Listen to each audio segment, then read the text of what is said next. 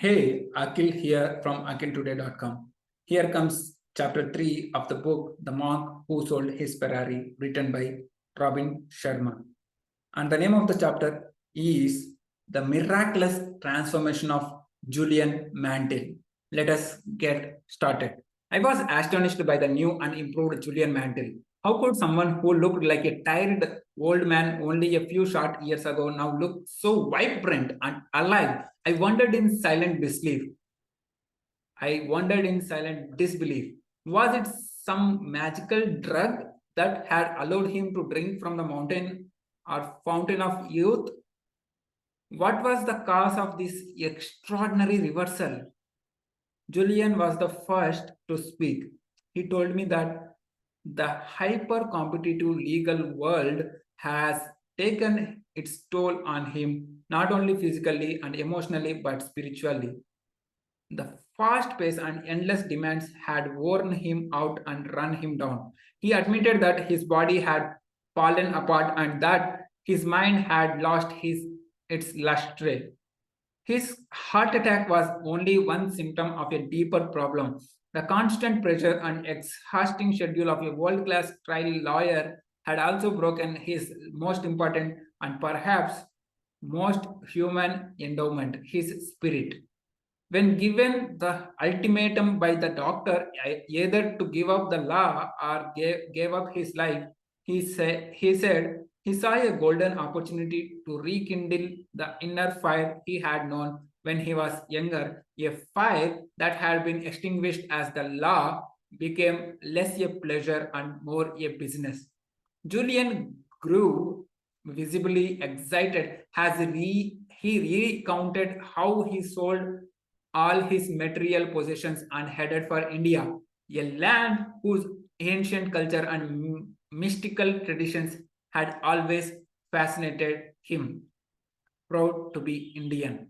He traveled from tiny village to tiny village, sometimes by foot, sometimes by train, learning new customs, seeing the timeless sights, and growing to love the Indian people who radiated warmth, kindness, and a refreshing perspective on the true meaning of life. Even those who had very little opened their homes and their hearts to this very visitor from the West. As the days melted into weeks within this enchanting environment, Julian slowly began to feel alive and whole again. Perhaps for the first time since he was a child, he was feeling alive and whole. His natural curiosity and creative spark steadily returned, along with his enthusiasm and his energy for living. He started to feel more joyful and peaceful, and he began to laugh again. Although he embraced every moment of his time in this exotic land, Julian told me that his journey to India was more than a simple vacation to ease an overworked mind. He described his time in this faraway land as a personal odyssey of the self. He confided that he was determined to find out who he really was and what his life was all about before it was too late. To do this, his first priority was to connect to that culture's vast pool of ancient wisdom and living a more rewarding, fulfilling, and enlightened life. I don't mean to sound too off the wall, John, but it was like I had received a command from within, an inner instruction telling me that I was to begin a spiritual voyage to rekindle the spark that I had lost in my life, said Julian. It was a tremendously liberating time for me. The more he explored, the more he heard of Indian monks who had lived beyond the age of 100, monks who, despite their advanced years, maintained youthful, energetic, and vital lives. The more he traveled, the more he learned of ageless yogis who had mastered the art of mind control and spiritual awakening. And the more he saw, the more he longed to understand the dynamics behind these miracles of human nature, hoping to apply their philosophies to his own life. During the early stages of his journey, Julian sought out many well known and highly respected teachers. He told me that each one of them welcomed him with open arms and open hearts, sharing whatever gems of knowledge they had observed over lifetimes spent in quiet contemplation on their loftier issues surrounding their existence. Julian also attempted to describe the beauty of the ancient temples that were striven across the mystical landscape of India, edifices that stood as loyal gatekeepers to the wisdom of the ages. He said he was moved by the sacredness of these surroundings. It was a very magical time of my life. John, it was a very magical time of my life. Here I was a tired old litigator who had sold everything from my race horse to my Rolex and had packed all that remained into a large rucksack that would be my constant companion as I ventured into the timeless traditions of the East. Was it hard to live?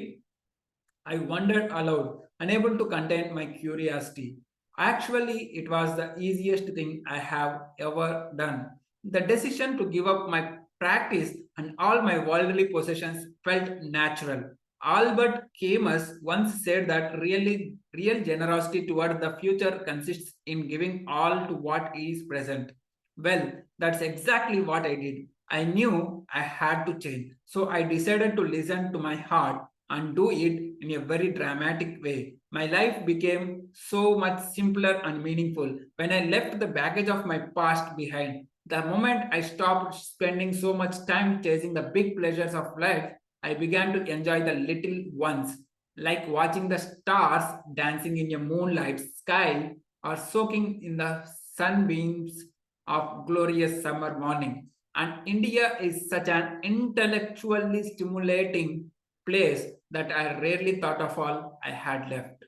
Those initial meetings with the learned people and the scholarly of the exotic culture through though intriguing did not yield the knowledge for which Julian hungered.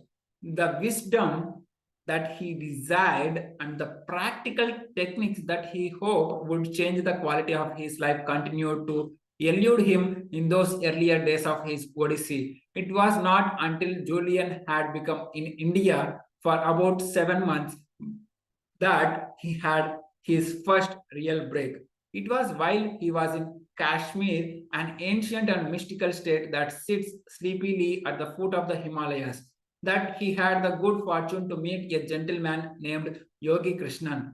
Thus, this slight man with a clean shaved head had also been a lawyer in his previous incarnation, as he often joked with a toothy grin. Fed up with the hectic pace that personifies modern New Delhi, he too gave up his material possessions and retreated to a world of greater simplicity. Becoming a caretaker of the village temple, Krishnan said he had come to know himself and his purpose in the larger scheme of life. I was tired of living my life, one long year raid drill. I realized that my attention and my mission is to serve others and somehow to contribute to making this world a better place. Now I live to give. Now I live to give, he told Julian. I spend my days and nights at this temple, living an austere but fulfilling life. I share my realizations with all those who come here to pray. I serve those in need. I am not a priest. I am simply a man who has found his soul. I am simply a man who has found his soul. Julian informed this lawyer turned yogi of his own story. He spoke of his former life of prominence and privilege. He told Yogi Krishnan of his hunger for wealth and his obsession with work. He revealed with great emotion his inner turmoil and the crisis of spirit he had experienced when the one bright light of his life began to flicker in the winds of an out of balance lifestyle. I too have walked this path, my friend. I too have felt the pain you have felt. Yet I have learned that everything happens for a reason, said by Yogi Krishnan sympathetically.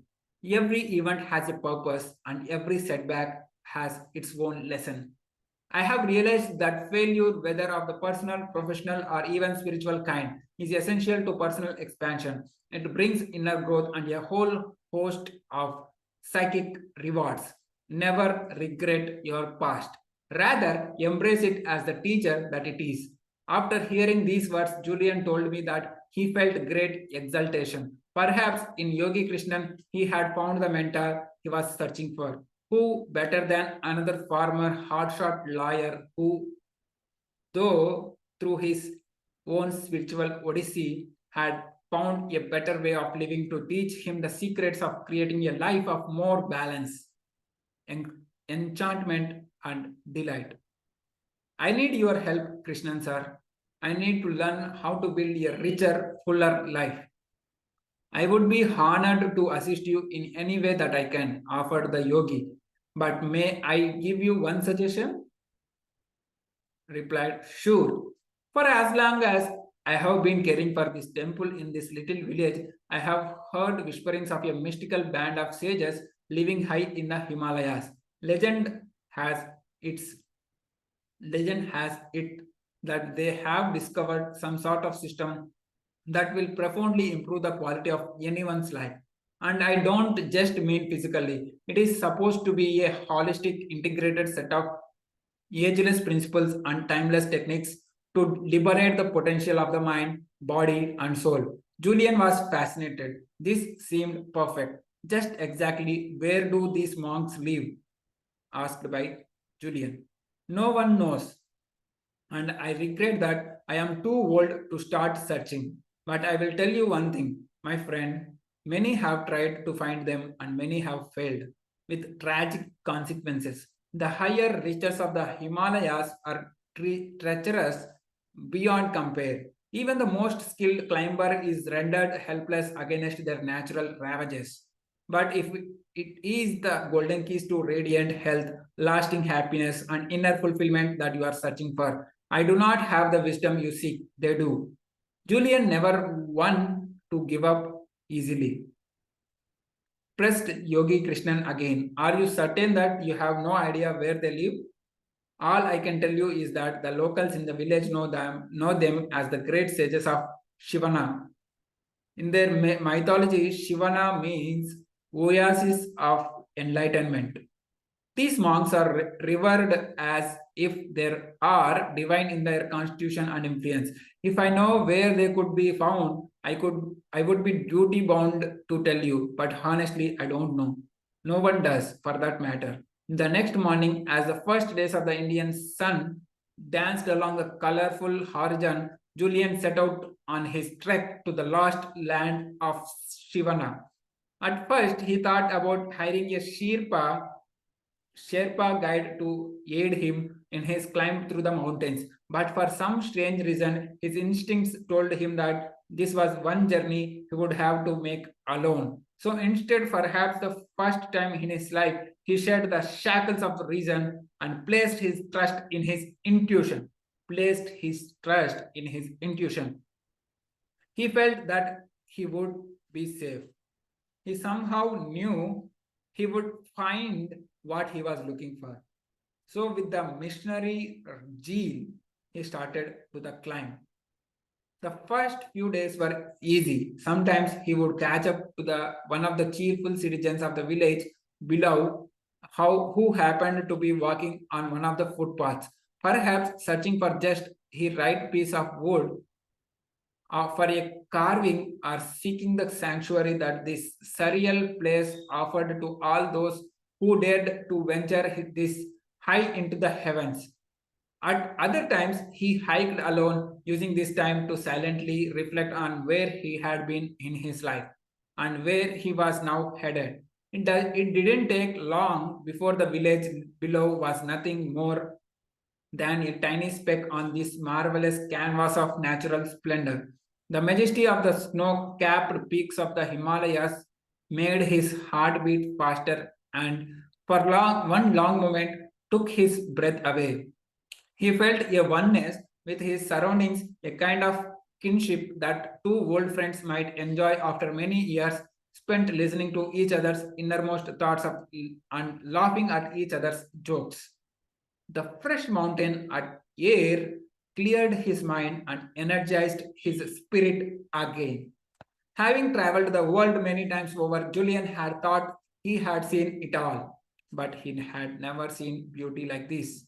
The wonders of which he drank at the magical time were an exquisite tribute to the symphony of nature. At once he felt joyous, exhilarated, and carefree. It was here, high above the humanity below, that Julian slowly ventured out of the cocoon of the ordinary and began to explore the realm of the extraordinary.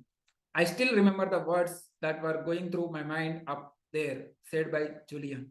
I thought that ultimately life is all about choices. One's destiny unfolds according to the choices one makes. And I felt certain that the choice I had made was the right one. I knew my life would never be the same and that something marvelous, maybe even miraculous, was about to happen to me. It was an amazing awakening. As Julian climbed into the rarefied regions of the Himalayas, he told me that he grew anxious. But it was those good kind of jitters like the ones I had on the prom night or right before an exciting case began. And the media was chasing me up to the courtroom steps. And even though I didn't have the benefit of a guide or a map, the way was clear and a thin, lightly traveled path led me higher into the deepest reaches of those mountains. It was like I had some sort of inner compass nudging me gently towards my destination. I don't think I could have stopped climbing even if I had wanted to. Julian was excited, his words spilling out like a gushing mountain stream after the rains. As he traveled for 2 more days along the route that he prayed would take him to Shivana, Julian's thoughts wandered back to his former life. Though he felt entirely liberated from the stress and strain that personified his former world, he did wonder whether he could really spend the rest of his days without the intellectual challenge that the legal profession had offered him since he left Harvard Law School. His thoughts then wandered back to his oak paneled office in a glittering downtown skyscraper and the idyllic summer home he had sold for a pittance. He thought about his old friends with whom he would frequent the finest of restaurants in the most glamorous locales. He also thought about his prized Ferrari and how his heart would soar when he gunned the engine and all its ferocity sprang to the life with a roar. Has he ventured deeper into the depths of this mystical place, his reflections of the past were quickly interrupted by the stunning marvels of the moment. It was while he was soaking in the gifts of nature's intelligence that something startling happened. From the corner of his eye, he saw another figure, dressed strangely in a long, flowing red robe topped by a dark blue hood, slightly ahead of him on the path.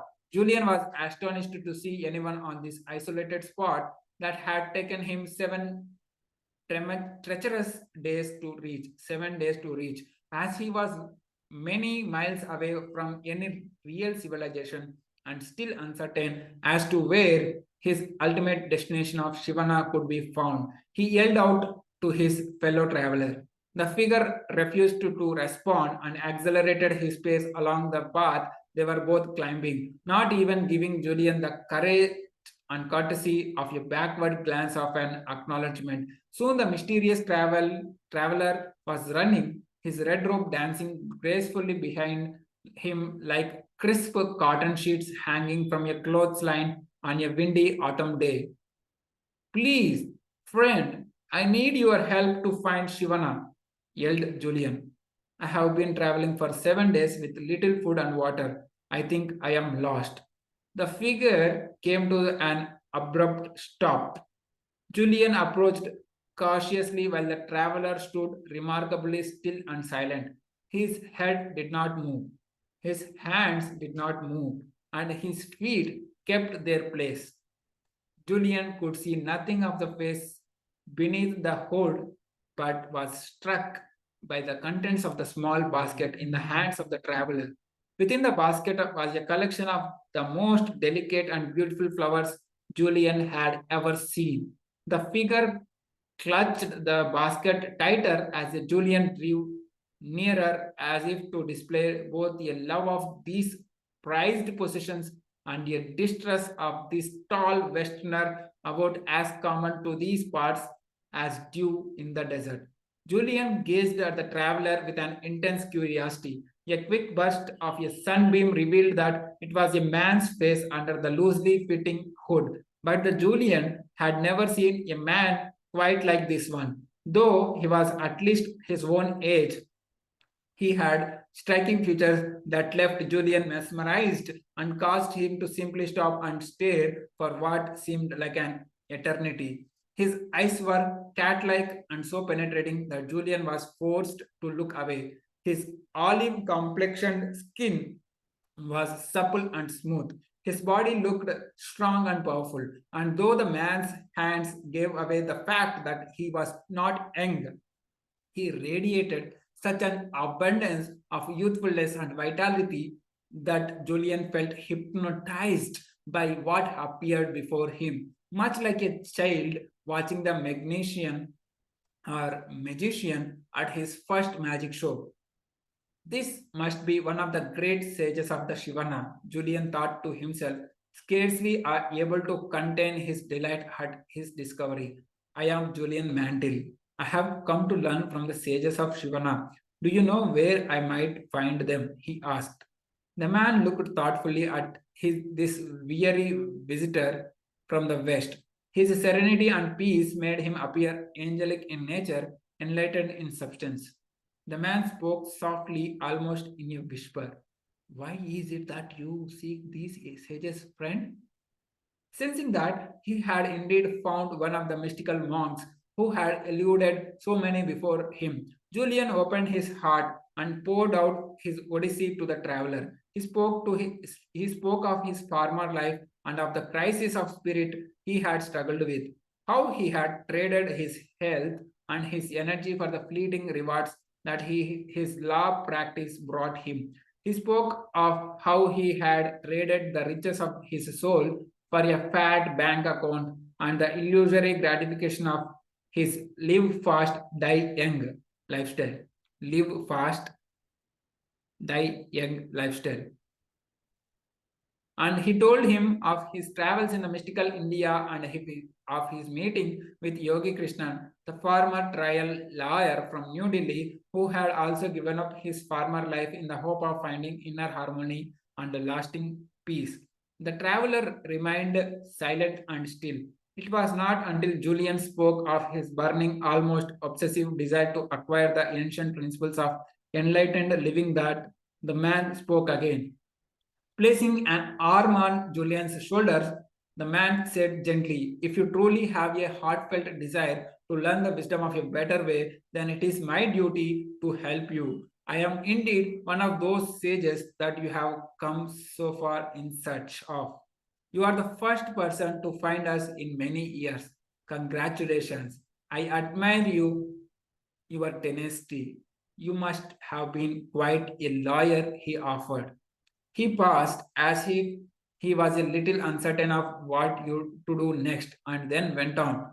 If you like, you may come with me as my guest to our temple. It rests in a hidden part of this mountain region, still many hours away from here. My brothers and sisters will welcome you with open arms. We will work together to teach you the ancient principles and strategies that our ancestors have passed down through the ages. Before I take you into our private world and share our collected knowledge for fulfilling your life with more joy, strength, and purpose, I must request one promise from you, said the sage. Upon learning these timeless truths, you must return to your homeland in the West and share this wisdom with all those who need to hear it. Though we are isolated here in these magical mountains, we are aware of the turmoil your world is in. Good people are losing their way. You must give them the hope that they deserve. More importantly, you must give them the tools to fulfill their dreams. This is all I ask you. Julian instantly accepted accepted the sage's terms and promised that he would carry their precious message to the west. As the two men moved still higher up the mountain path to the last village of Shivana, the Indian sun started to set, a fiery red circle slipping into a soft, magical slumber after a long and a weary day. Julian told him, Julian told me he has never forgotten the majesty of that moment, walking him, an ageless Indian monk for whom he somehow felt a brotherly love, traveling to a place he had longed to find with all its wonders and many mysteries. This was definitely the most memorable moment of my life. He confided in me. Julian had always believed that life came down to a few key moments. This was one of them. Deep inside his soul, he somehow sensed that this was the first moment of the rest of his life, a life soon to be much more than it had ever been. Thank you so much for your patience listening. See you in another chapter. Until then, stay connected, keep progressing. If you want further more book summaries, join the link using the link below description.